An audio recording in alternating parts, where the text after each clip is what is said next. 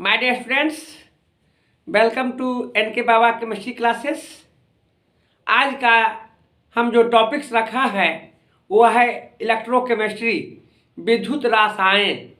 जैसा कि आप जानते हैं कि हमने ऑब्जेक्टिव क्वेश्चन का कंप्लीट प्रिपरेशन कराया है पूरे टॉपिक्स का, और क्वेश्चन बैंक से हमने जो क्वेश्चन रखा है वह 2011 से लेकर 2022 तक का वह काफ़ी है। उस पर सभी क्वेश्चन पर हमने एनालाइज किया, उसको कैसे बनेगा उसका बहुत तरह का लॉजिक बतलाया है। लेकिन इसके बाद हमने सब्जेक्टिव जो 35 मार्क्स का 35 नंबर का जो क्वेश्चन डिस्क्रिप्टिव क्वेश्चन रहता है, लिखित क्वेश्चन रहता है, वह दीर्घ उत्तरीय और लघु उत्तरीय प्रश्न जो होते हैं उसके हम बात कर रहे हैं। इसमें भी हमने ठोस अवस्था को बहुत अच्छा ढंग से पढ़ा दिया है, उसको ज़रूर पढ़िए। एक एक क्वेश्चन उसका काफ़ी इम्पोर्टेंट है। साथ ही साथ दूसरा चैप्टर बिलियन को भी हमने काफ़ी अच्छे ढंग से बतलाया है। बिलियन में जो हमने मटेरियल दिया है, पढ़ाया है, वह काफ़ी है और क्वेश्चन उसी में से ही आएगा। बहुत ज़्यादा ही टाइम भी नहीं लेते हैं, 18-20 मिनट का वीडियो है, उसमें एक चैप्टर को हमने कंप्लीट किया है और सिंपल लैंग्वेज में है, अपनी भाषा में है, वह बिल्कुल आसान है। इसको पढ़ेंगे तो जल्दी याद हो जाएगा और काफ़ी क्वेश्चन को भी उसमें हमने ऐड किया है। इसी प्रकार आज का जो हमने टॉपिक रखा है वह विद्युत रसायन है, इलेक्ट्रोकेमिस्ट्री है। और इलेक्ट्रोकेमिस्ट्री में जो आने वाले क्वेश्चंस हैं उस पर हमने फोकस किया है। काफ़ी इम्पोर्टेंट है क्वेश्चन सब है, काफ़ी एग्जामिनेशन के लिए प्रभावी क्वेश्चन है। यह सब एग्जामिनेशन में पूछे जाएंगे। इस क्वेश्चन के हमने यहाँ पर चर्चा किया है। तो देखिए, हमने क्वेश्चन जो रखा है वह क्वेश्चन है फैराडे के विद्युत विच्छेदन के प्रथम नियम। फैराडे के विद्युत विच्छेदन के प्रथम नियम को लिखे। आप जानेंगे कि इसको हम बिल्कुल दम छोटे शब्दों में और वाक्यों में हमने इसको एक्सप्लेन किया है कि आप चाहेंगे तो एक बार में याद हो जाएगा और आप लिख सकते हैं। कोई किताबी भाषा नहीं है, कोई इसको हमने विस्तृत नहीं लिखा है। हमने बिल्कुल एक लॉजिक और जो उचित उसका कैलकुलेशन होना चाहिए, कंसेप्ट होना चाहिए, उसको हमने यहाँ रखा है। देखिए, यहाँ पर हमने कहा है कि इस नियम के अनुसार इलेक्ट्रोड का द्रव्यमान उस पर एकत्रित आवेश के समानुपाती होता है। यानी किसी भी इलेक्ट्रोड का जो द्रव्यमान होगा उस द्रव्यमान पर इलेक्ट्रोड का जो होंगे उस पर जो आवेश इकट्ठा होगा, जमा होगा, वह द्रव्यमान इलेक्ट्रोड के उस पर इकट्ठा यानी एकत्रित आवेश के समानुपाती होता है। अब आप जानते हैं कि इसे हम W इलेक्ट्रोड का द्रव्यमान है और आवेश Q है, तो W समानुपाती Q। और यहाँ पर आप जानेंगे कि W समानुपाती Q है, इसे W बराबर क्या हो जाएंगे, ZQ हो जाएंगे। और जहाँ Z क्या है, विद्युत रासायनिक तुल्यांक है, तो W समानुपाती Q, इसी को हम फैराडे के विद्युत विच्छेदन के प्रथम नियम कहते हैं। ये इलेक्ट्रोड के द्रव्यमान उसके आवेश के समानुपाती होता है। इलेक्ट्रोड का द्रव्यमान उसके आवेश के समानुपाती होता है, जिसे फैराडे के विद्युत विच्छेदन के प्रथम नियम कहते हैं। इसको बराबर करने के लिए हम Z से गुना किए हैं, जहाँ W बराबर ZQ हो गया। या आप जानेंगे कि Q क्या होता है, IT होता है। Q बराबर IT, यानी W बराबर ZIT हुआ। और यह ZIT जो हुआ, जहाँ पर Z विद्युत रासायनिक तुल्यांक है, I विद्युत धारा है, T समय है और W इलेक्ट्रोड का द्रव्यमान है। सो सिंपल है, वेरी सिंपल है। इसको आना है एग्जामिनेशन में, ये अक्सर आता है, इसको याद कर लेंगे। नेक्स्ट है फैराडे के विद्युत विच्छेदन के द्वितीय नियम को लिखें। फैराडे के विद्युत विच्छेदन के द्वितीय नियम को लिखें। आप जानेंगे कि फैराडे के विद्युत विच्छेदन के द्वितीय नियम जो है वह समतुल्य भार के समानुपाती होता है। यानी इलेक्ट्रोड का द्रव्यमान समतुल्य भार अर्थात तुल्यांकी भार के समानुपाती होता है। तुल्यांकी भार क्या है, किसी भी तत्व के जो द्रव्यमान होते हैं, इलेक्ट्रोड का द्रव्यमान और उसकी संयोजकता होते हैं, तो द्रव्यमान और संयोजकता का जो अनुपात होता है उसी को हम क्या कहेंगे, समतुल्य भार। अर्थात एटॉमिक मास, एटॉमिक वेट और वैलेंसी का जो अनुपात होगा वह क्या है, समतुल्य भार है। यानी समतुल्य भार बराबर परमाणु भार बटे संयोजकता। तो हम लोग इलेक्ट्रोड का जो भी कॉपर हो, जिंक हो, सिल्वर हो, एल्युमिनियम हो, निकेल हो, वह उसका उसके एलिमेंट का, तत्व का परमाणु द्रव्यमान जान लेंगे और उसको विद्युत अपघटन के द्वारा जो उस पर चार्ज आते हैं उसकी वैलेंसी होते हैं, उसको उससे डिवाइड करते हैं तो वही समतुल्य भार हो जाता है। तो उसी के समानुपाती होता है। तो यहाँ पर W समानुपाती E, W जो है इलेक्ट्रोड का द्रव्यमान है, E समतुल्य भार है। बराबर करने के लिए Z से गुना किए, W/ZE, या आप देखेंगे W1/E1 बराबर W2/E2 होता है। तो यह हो गया आपको विद्युत के विच्छेदन के द्वितीय नियम, यह काफ़ी इम्पोर्टेंट है। इसके बाद का जो टॉपिक्स है वह विद्युत रासायनिक तुल्यांक है। विद्युत रासायनिक तुल्यांक क्या है तो आप जानेंगे, यह एक समानुपातिक स्थिरांक है जो इलेक्ट्रोड का द्रव्यमान एवं आवेश के अनुपात होता है। जैसा कि आप जानेंगे कि W बराबर ZQ, इसलिए Z बराबर W/Q होगा, और W क्या है, इलेक्ट्रोड का द्रव्यमान, और Q क्या है, इलेक्ट्रोड का आवेश, तो वही दोनों का अनुपात है। तो इसे Z से सूचित करते हैं। इसका मात्रक, इलेक्ट्रोड के द्रव्यमान का ऐसा ही मात्रक किलोग्राम, आवेश का मात्रक कूलम यानी kg प्रति कूलम होता है। और यहाँ हमने लिखा भी है कि Z बराबर W/Q। नेक्स्ट है इलेक्ट्रोड विभव क्या है। इलेक्ट्रोड विभव, विभव का मतलब होता है बैटरी, है ना, विद्युत चालक जो उस पर कैथोड और एनोड होगा वह विभव होते हैं। तो आप जानेंगे इलेक्ट्रोड एवं विद्युत अपघट के मध्य विभवांतर उत्पन्न हो जाता है तो उसे क्या कहते हैं, इलेक्ट्रोड विभव कहते हैं। यानी इलेक्ट्रोड के मतलब कैथोड और एनोड, इलेक्ट्रोड और कैथोड। तो इलेक्ट्रोड एवं विद्युत अपघट, कोई भी इलेक्ट्रोड पर विद्युत धारा प्रवाहित करते हैं तो वह कैथोड और एनोड में विभक्त हो जाता है, अपघटित हो जाता है। उसके के इलेक्ट्रोड और कैथोड के जो मध्य अर्थात बीच में जो विभव उत्पन्न होता है उसी विभवांतर को इलेक्ट्रोड विभव के नाम से जानते हैं। तो इलेक्ट्रोड विभव के द्वारा ही इसे मतलब उसे कहते हैं। तो 2 नंबरिया क्वेश्चन में यह पूछे जाते हैं, सब 2 मार्क्स का क्वेश्चन है। नेक्स्ट है मानक इलेक्ट्रोड विभव, स्टैंडर्ड इलेक्ट्रोड विभव, यानी स्टैंडर्ड इलेक्ट्रोड पोटेंशियल या स्टैंडर्ड इलेक्ट्रोड विभव की बात कर रहे हैं। इलेक्ट्रोड विभव में मानक की बात हो रही है, और मानक का मतलब यूनिट सेल, इकाई, स्टैंडर्ड में 1 मान लेते हैं। अर्थात जानेंगे कि जब अर्ध सेल अभिक्रिया में, अर्ध सेल अभिक्रिया का मतलब होता है हाफ सेल ऑक्सीकरण, अर्ध सेल ऑक्सीकरण को एनोड कहते हैं और अर्ध सेल अपकरण को कैथोड कहते हैं। तो ये कैथोड और एनोड का जो स्पेसीज है उसकी बात हो रही है। जब अर्ध सेल अभिक्रिया में प्रयुक्त सभी स्पेसीज यानी कैथोड और एनोड की सांद्रता केवल कितना हो, 1 इकाई हो, यूनिट हो, 1 इकाई में हो, तो उसे मानक इलेक्ट्रोड विभव कहते हैं। यह काफ़ी महत्वपूर्ण है। और इस तरह से 1 2 3 4 5 क्वेश्चंस की हमने चर्चा किया है, सब 2 मार्क्स का है। लेकिन यहाँ से 5 मार्क्स की भी क्वेश्चन जब पूछे जाएंगे तो उसमें क्या करेगा, फैराडे के विद्युत विच्छेदन के नियमों, दोनों नियमों और विद्युत रासायनिक तुल्यांक जोड़ देगा, तो यह एक लॉन्ग क्वेश्चन भी हो जाएंगे। इस तरह से क्वेश्चन पूछे जाते भी हैं। तो नेक्स्ट क्वेश्चन है डेनियल सेल या गैल्वेनी सेल समीकरण को लिखें। देखिए डेनियल सेल या गैल्वेनी सेल जो है विद्युत रासायनिक सेल होता है, और इसमें जिंक और कॉपर का जो है आपको यहाँ पर इक्वेशन होते हैं।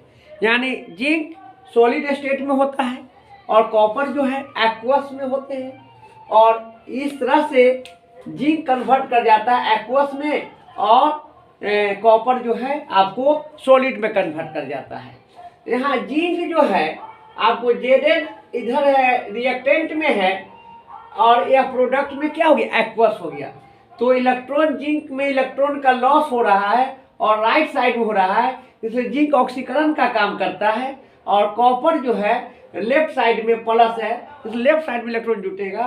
तो यह ऑक्सीकरण, यह जिंक जो है ऑक्सीकरण का काम करता है और कॉपर जो है अपकरण का काम करता है। जब दोनों साथ साथ होता है तो उसे रिडॉक्स अभिक्रिया कहते हैं, और रिडॉक्स अभिक्रिया को ही डेनियल सेल के नाम से जानते हैं, इसे गैल्वेनिक सेल भी कहते हैं। तो आपको यह कुछ नहीं, आपसे यही पूछेगा कि निम्नलिखित में से कौन डेनियल सेल है, इक्वेशन दे सकता है या 2 नंबरिया में कहे कि डेनियल सेल समीकरण को लिखे, तो लिखेंगे यही होता है Zn solid plus copper aqueous से copper zinc aqueous plus copper solid.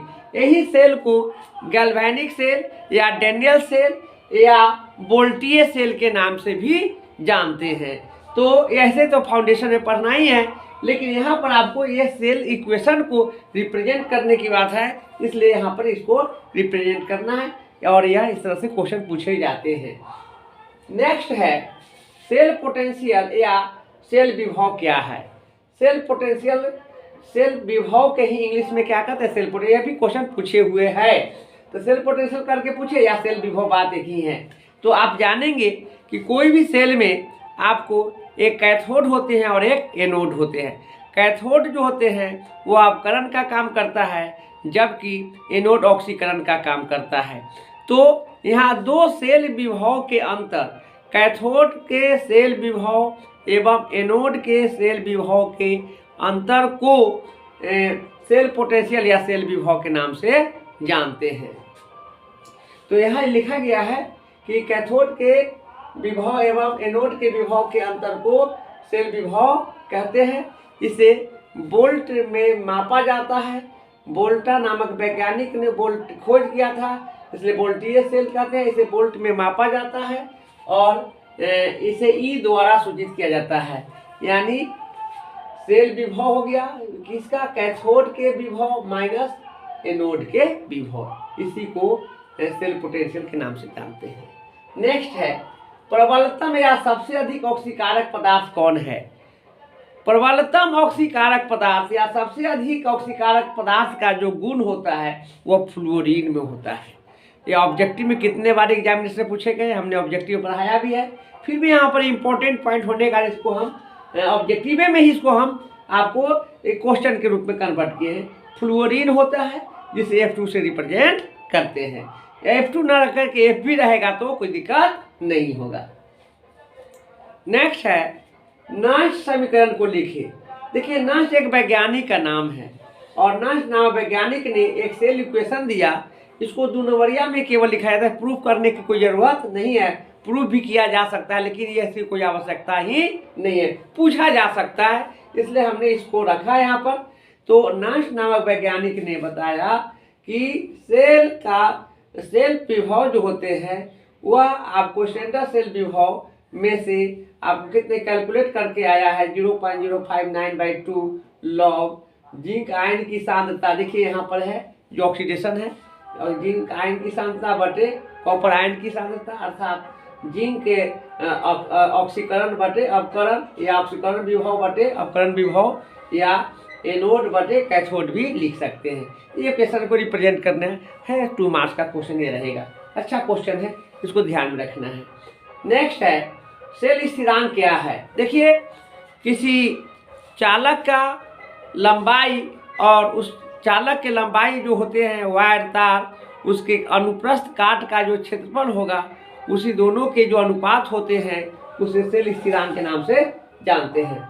किसी चालक की लंबाई एवं उसके अनुदैर्ध्य काट का क्षेत्रफल के अनुपात को सेल स्थिरांक कहते हैं। इसे G स्टार द्वारा सूचित किया जाता है। इसका मात्रक प्रति मीटर, यानी लंबाई हो गया आपको मीटर, आज क्षेत्रफल हो जाएंगे मीटर गुने मीटर, यानी 1 मीटर से 1 मीटर कट जाएगा 1/मीटर हो जाएंगे, यानी मीटर इन्वर्स हो जाएंगे। ऐसा ही मात्रक में मीटर इन्वर्स होगा, जबकि आपको CGS में क्या हो जाएंगे, प्रति सेंटीमीटर हो जाएंगे। तो हमने यहाँ पर मात्रक की बात की है जो मीटर इन्वर्स होता है। नेक्स्ट है प्रबल वैद्युत अपघट क्या है। प्रबल वैद्युत अपघट क्वेश्चन पूछा हुआ क्वेश्चन है। प्रबल वैद्युत अपघट और दुर्बल वैद्युत अपघट होता है, दोनों को आप जानेंगे। तो आप जानेंगे कि मोलर चालकता का मान तनुता मतलब डाइल्यूट करना, पतला करना, डाइल्यूट करते हैं, करने के साथ धीरे धीरे क्या होता है, बढ़ता है।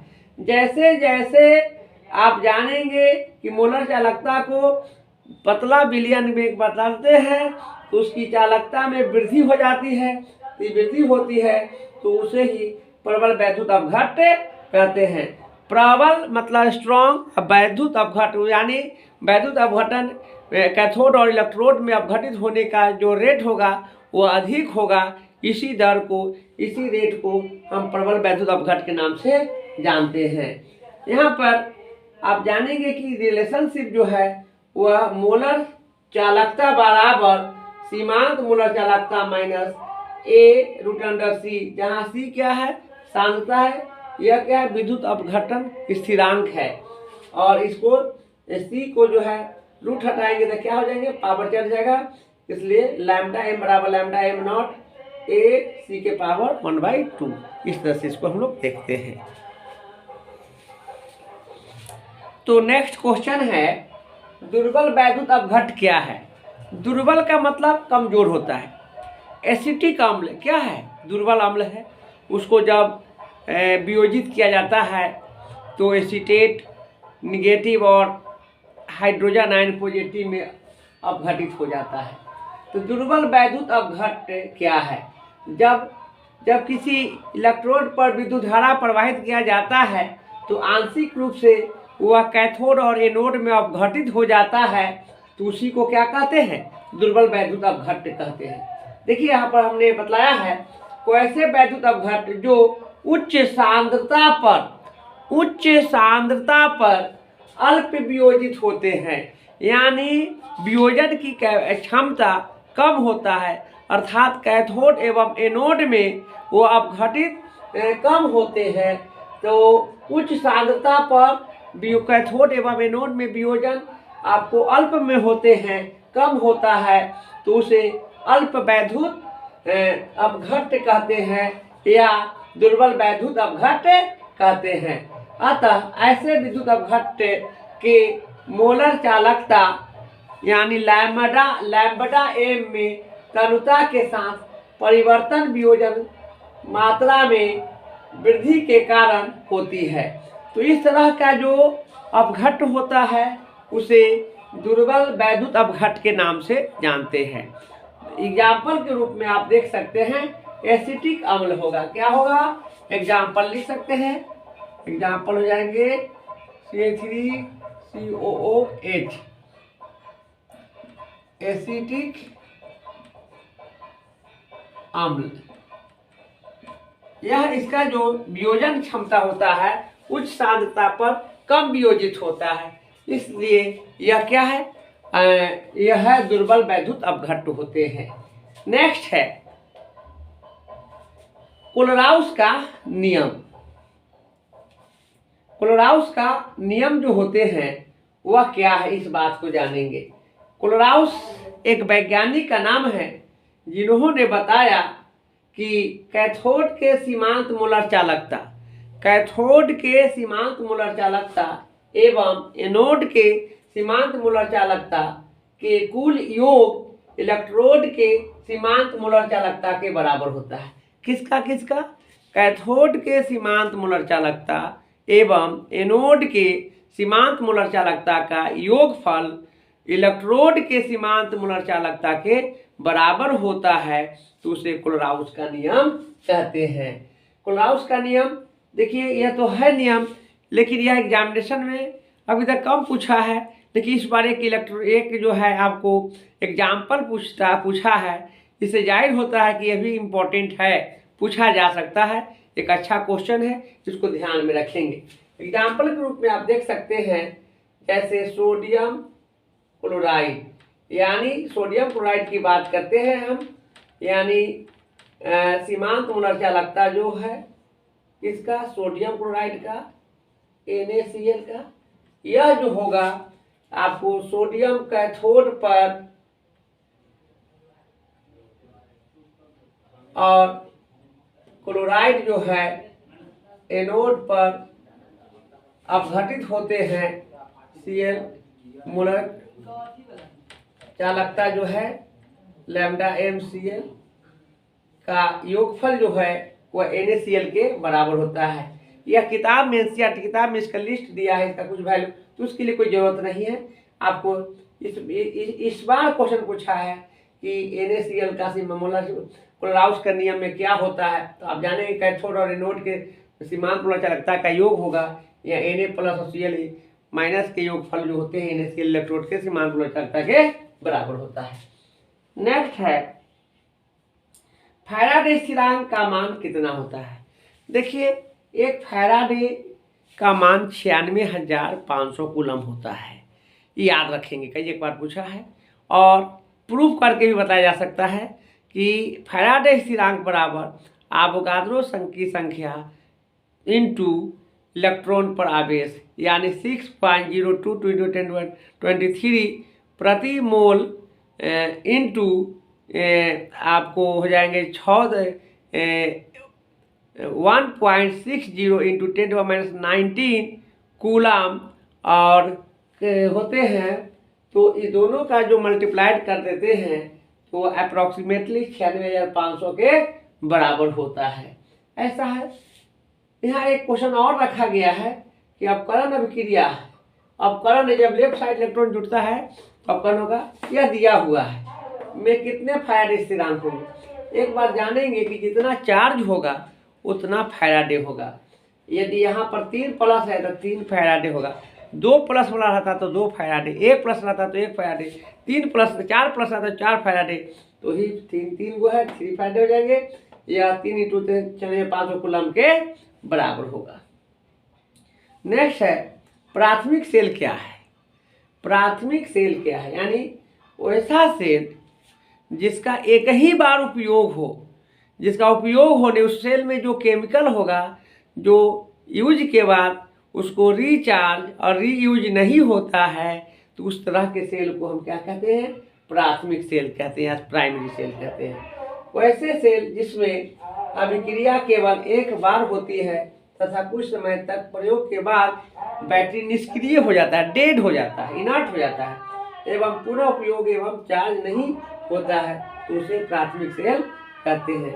एग्जाम्पल टॉर्च एवं घड़ी में उपयोग किए जाने वाले बैटरी, इसका एग्जाम्पल हो जाएगा। तो प्राइमरी सेल के बाद नेक्स्ट है द्वितीयक सेल या सेकेंडरी सेल, जिसे लेट स्टोरेज सेल या लेट संचायक सेल कहते हैं। आप जानेंगे कि प्रश्न के रूप में हम इसे रखे हैं कि लेट स्टोरेज सेल या लेट संचायक सेल या सेकेंडरी सेल क्या है। सेकेंडरी सेल यानी वैसे सेल जिनका उपयोग बार बार किया जाता है, निष्क्रिय चार्जलेस हो जाने के बाद फिर से चार्ज किया जाता है और उसका फिर से उपयोग किया जाता है, तो इस प्रकार के सेल को क्या कहते हैं, लेट स्टोरेज सेल कहते हैं। यानी वैसे सेल जिनका उपयोग के बाद विपरीत दिशा में विद्युत धारा के प्रवाह द्वारा कैसी दिशा में, विपरीत दिशा में विद्युत धारा के प्रवाह द्वारा पुनः आवेशित कर फिर से प्रयोग में लाया जा सकता है, तो उसे लेट स्टोरेज सेल कहते हैं। इस सेल का पुनः चार्ज एवं उपयोग होता है, निष्क्रिय हो जाने के बाद पुनः उसको सक्रिय करके उसको उपयोग में लाया जाता है। तो उस तरह के सेल को हम क्या कहते हैं, लेट स्टोरेज सेल कहते हैं। इसमें लेड जो होते हैं कैथोड का काम करता है, बहुत इंपॉर्टेंट, लेड कैथोड का कार्य एवं PbO2 लेड डाइऑक्साइड एनोड का कार्य करता है, याद रखेंगे, अच्छा क्वेश्चन है।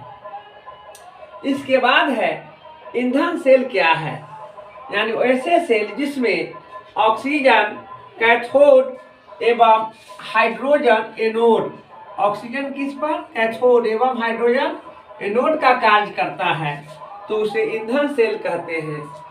इस सेल का उपयोग अपोलो अंतरिक्ष, कहाँ पर, अपोलो अंतरिक्ष कार्यक्रम में विद्युत ऊर्जा प्रदान करने के लिए प्रयोग में लाया गया था। तो इस प्रकार से आप जानेंगे कि विद्युत रसायन का जितने भी इम्पोर्टेंट टर्म्स था जो एग्जामिनेशन के लिए एग्जामिनेशन क्वेश्चन पूछे जाएंगे वो सारे बातों को हमने यहाँ पर इंक्लूड किया है। बेहतर ढंग से इसको आप पढ़ेंगे, बहुत ही अच्छा। मात्र 25 मिनट 20 से 25 मिनट का यह जो वीडियो है जिसमें हमने आपको अपलोड किया है पूरे इलेक्ट्रोकेमिस्ट्री को, जो काफ़ी इम्पोर्टेंट है। इससे बाहर से एक भी क्वेश्चन नहीं रहेगा। हमने सब ऑब्जेक्टिव क्वेश्चंस को तो काफ़ी ब्रीफ में कराया ही है, साथ ही साथ चैप्टर वाइज हम आपको यहाँ पर पढ़ा रहे हैं। वह 2 मार्क्स और 5 मार्क्स के क्वेश्चन के रूप में यहाँ पर सब 2 मार्क्स के लिखाए हैं, लेकिन इसी क्वेश्चन को 2-3 एक साथ ऐड करके 5 मार्क्स के भी बनाया जा सकता है। तो बेहतर ढंग से आप इसको पढ़िए, सिंपल लैंग्वेज में है। यहाँ से ऑब्जेक्टिव क्वेश्चन भी पूछे जा सकते हैं। सारी बातों को हमने यहाँ पर रखा है। आप जानते हैं कि मेरा हर घर शिक्षा अभियान मेरा एक प्रयास है। मैं उस हर घर शिक्षा अभियान के मार्फत मैं हर विद्यार्थियों के यहाँ अपने शिक्षा को आगे बढ़ाने का काम कर रहा हूँ, हर घर को शिक्षित करने का काम कर रहा हूँ। इस कब होगा? यह एक ही ऐसा साधन है जो ऑनलाइन है। क्योंकि ऑनलाइन में घर बैठे आप पढ़ सकते हैं। वहाँ पर आपको जितने भी स्टूडेंट्स होंगे, जितने भी विद्यार्थी होंगे, वो अपने सर्किल में, अपने दोस्तों के बीच में क्या करेंगे? शेयर करेंगे, लाइक करेंगे और सब्सक्राइब करेंगे। तभी तो यह चैनल दूर दूर तक पहुँचेंगे और हर घर के बच्चों को उसको फ़ायदा उठाएंगे। और मेरा जो प्रयास है उसमें मैं सफल होऊंगा। तो मैं अंततः एक बार फिर कहना चाहूँगा कि इस वीडियो को आप लाइक कीजिए, शेयर कीजिए और सब्सक्राइब कीजिए। और यह आपकी जिम्मेवारी है। हम आप लोगों को अक्सर पढ़ाते आ रहे हैं। डे टू डे जितने हैं हम सभी दिन जो है आपको हम क्लास लेते आ रहे हैं। अब आप लोगों को एग्जामिनेशन का बहुत ही कम समय बचा है। आपको 20-22 दिन का जो स्टडी होगा वह आपको अच्छा रिजल्ट में कन्वर्ट होगा। और यह 20 से 22 दिनों का जो समय है आपके लिए बहुत ही बहुमूल्य है। और यह आपको रिजल्ट, यह जो आपका जो एग्जामिनेशन है उसमें हर हाल में आप लोग अच्छा रिजल्ट लाइए। यही आपके जीवन को साकार करेगा, फ्यूचर को ब्राइट करेगा। आप यह एजुकेशन के माध्यम से आप जितने भी आगे का जो जॉब फैकल्टी में या एंट्रेंस एग्जामिनेशन, मेडिकल, इंजीनियरिंग से सब जो होते हैं उसमें अपना फ्यूचर को आजमाएंगे और आगे का जो है पथ पर प्रगति को आगे बढ़ाएंगे। तो यह आपके लिए बहुमूल्य समय है।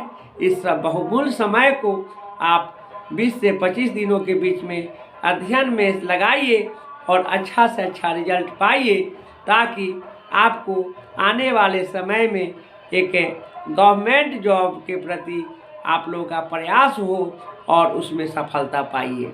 तो हम विशेष क्या कहें, बार बार एक ही बात को दोहराते हैं, क्योंकि यह मेरा फर्ज है कि हम आप लोगों को हमेशा मोटिवेट करते रहें, उत्साहित करते रहें, प्रयास करते रहें कि जोश खरोट भरते रहें, ताकि आप उमंग के साथ आप पढ़ें और अच्छा से अच्छा रिजल्ट लाएं।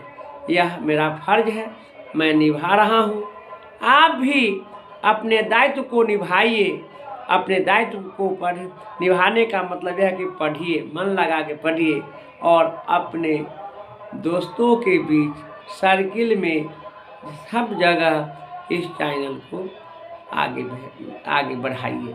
विशेष मैं क्या कहूँ, नेक्स्ट क्लास में मैं आगे का चैप्टर लेकर के आऊँगा जो बेहतर होगा।